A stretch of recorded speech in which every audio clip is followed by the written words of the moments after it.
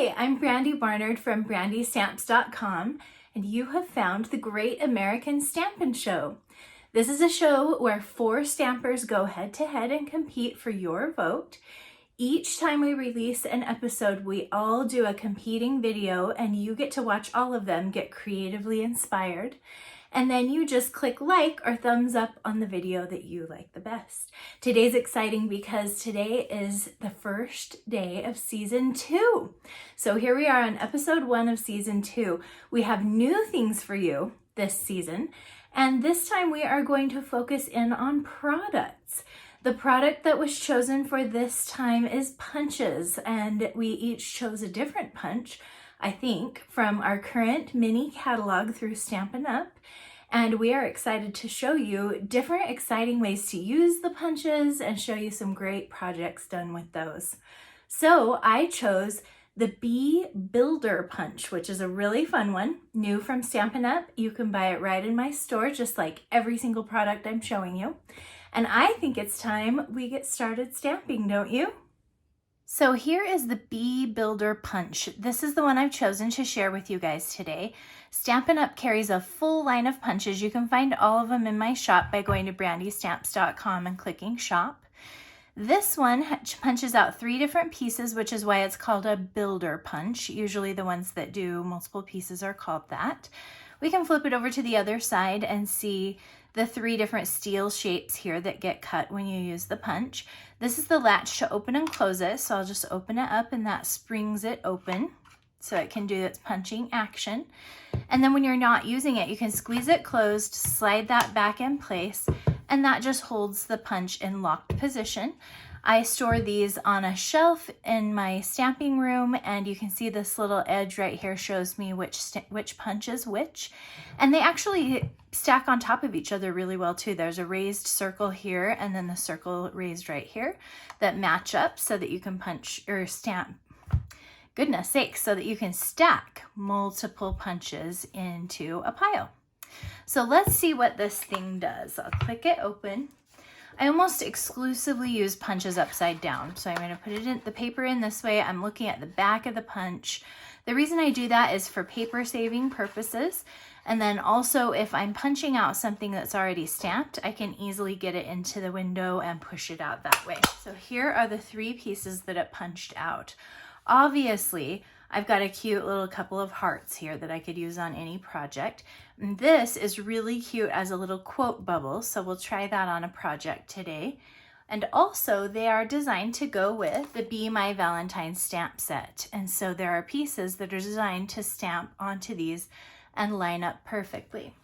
I just want to show you the basics of how this would work to put together a little bumblebee. So I'll just do some stamping.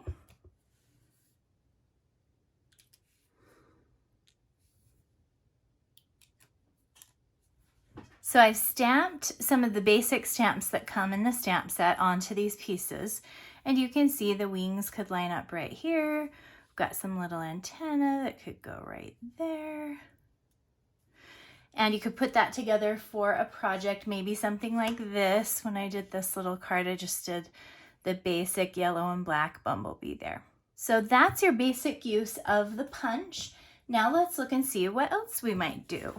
This time I punched out just the same little bee body or quote bubble in lemon lolly color, my very favorite yellow. And I'll just use my same little bee stripe. This gives us 2 nice stripes and a stinger. And if you get right over top of this to line it up, it's pretty easy. Or you can always stamp first and then line it up in the punch. Okay, let's give him the little winky face. This winky face reminds me of my best friend Stephanie. She always has a cute little winky face emoji that she'll send you. And let's punch out one more of that same piece. This one I'm going to use as a little quotation. So let's pretend, okay, here's my bee, he's flying. He's gonna say something. Right from the stamp set, there are actually a bunch of greetings. I'm going to do love you, and I'll just stamp it straight on the tilted quote bubble, if that makes sense. Now, as we talked about, this little heart piece makes an adorable piece for the wings. You can punch this out in vellum. You can do stamping or sponging or different texture things with it, all very cute. For this project, I grabbed this little baker's twine set, and I'm going to just cut a few inches here, and I'll make some wings out of this. So all I'm going to do is kind of make a little loop. That's a lot longer than I need it, which is perfect because now I have space to use my dimensionals on the back of the bee. So we'll just come to the front here and go, okay, I like how that looks, and just use a dimensional to hold it in place. Okay, just repeat for the other wing, and I've got something like this. On the back, I've already got a few dimensionals here in place that'll hold this to my project. I can add even one more down low just so he won't be lopsided. Okay, I've got a little die cut here from some matching bee paper. Stampin' Up! Is the best with coordination, so of course there's paper and embellishments that match this set too. So I'll just put my little bumblebee there. Use a couple glue dots. I like to use these when I want it to be not totally flat, but not as popped up as a dimensional either. We'll arrange that kind of the way we were thinking here. Okay, let's do a little bit of work on our card base. Here is my Balmy Blue. It was 5.5 by 8.5, and it's been scored in half. I'll use my bone folder to give it a nice crease. And then I have a matching layer. I often do this. This is just trimmed by 1/4 inch on both directions. And I'm going to do a little bit of stamping on here before I attach it. So the stamp set is a 24-piece set. You've got all kinds of little bumblebee-ish images. And one of them is this cute little dotted line. It just kind of gives the vibe of the bee flying around doing his bee things. So I'm kind of imagining a diagonal from bottom left to upper right, and that's where I want the stamping to be. I know my main image will be there in the middle, so I don't need to put a bunch there, but I can put one up here. With a delicate image like this, it's just a thin dashed line. You want to give less pressure. It needs all over even pressure, but not very much pressure. So it's a learned technique there. But if you're getting kind of an ugly image, keep practicing with the pressure, because it'll look kind of funny, or it'll be darker on one side than the other if you haven't got that completely mastered yet. Okay, now I'm going to add a few hearts, because after all, I'm thinking that this is a good little Valentine. Maybe I'll send it to Stephanie. She's my winking friend I was talking about. Okay, so there's 3. Here's 1. Do a couple down here. Okay, so see how I've created kind of a diagonal there with my background stamping? This piece is going to go here.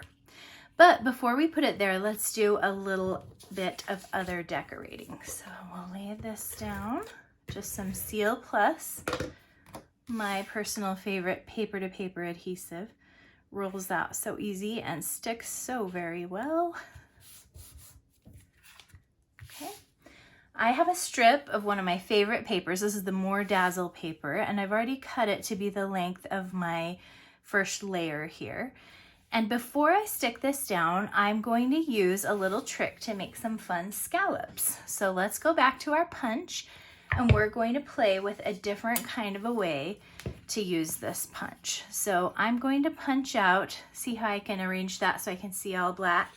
Now I know I'm punching out one little black heart, and I'm going to proceed to punch out 6. Okay, so here are 6 little adorable black hearts, and I'm just going to arrange them and glue them to the back of this strip so they peek out just like this, so that I have a little bit of a scallop look, okay? So in order to do that, I'm just going to put a little adhesive right close to the edge.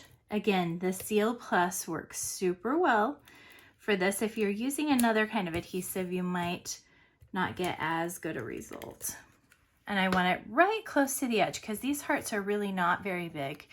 And I'm just going to bring the heart right up there and lay it on the adhesive that's already there. And repeat. There are my little scallops in place. I just did 2 over here and 4 over here. I've already made this card before, so I know that that'll be about right in order to fill up the space and look scalloped all the way across.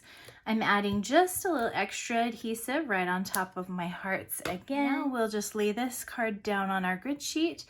I want this strip to be 2 inches up, so I'll go just right to the 2-inch line. Then I can come across and make sure it's lined up there. Not necessary, but if you feel like you glue things crooked like I do, the grid sheet will help you keep them straight. And now I can lay this little piece in the space so that I've got scallops on both sides. I'm going to use Stampin' Dimensionals. Oh, look at these cute bees. Do you ever feel sad covering up part of your pretty papers? We'll do it quick so we don't have to mourn them too long. Get that little guy arranged. My finishing touch on this card is going to be just a few of our pastel adhesive backed sequins. They come in gold, pink, and blue. So the blue ones were perfect for this card, and I'm just going to add a couple little almost tone-on-tone sequins right in here with my flight pattern lines.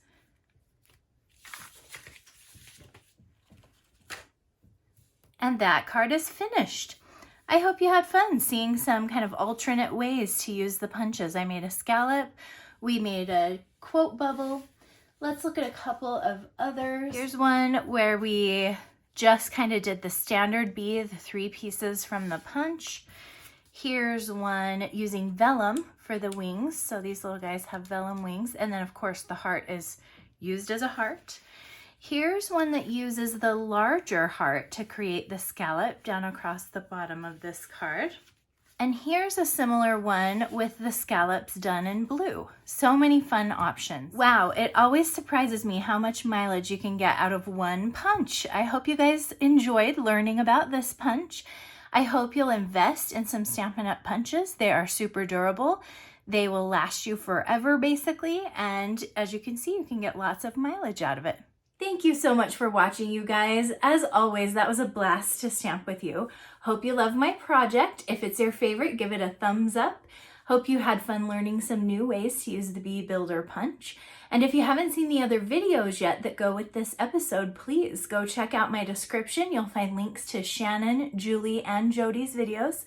Watch them all, learn, get creatively inspired, vote for the one you like best, and meet us back here in 2 weeks for episode 2.